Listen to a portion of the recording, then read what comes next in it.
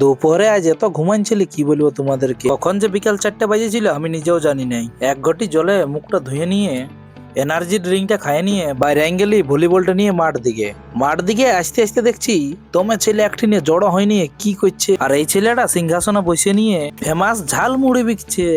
আর ঝালমুড়ি কে কে খাবে এই দোকানে তোমরা চলে আসবে। মাঠ দিকে এসে নিয়ে দেখছি এখনো কেউ আসে নাই খেলতে। অনেকদিন পর খেলা শুরু করলি ওই জন্য এখনো কেউ আসে নাই। তারপর নেট গুলো একটু বাঁধাবাঁধি করে নিয়ে দেখছি আস্তে আস্তে সবাই আসছে। তোমরাও যদি ভলিবল খেলো একটু কমেন্ট করে জানাবে। চলো তোমাদেরকে দেখায় আমাদের মাঠের ভিউ।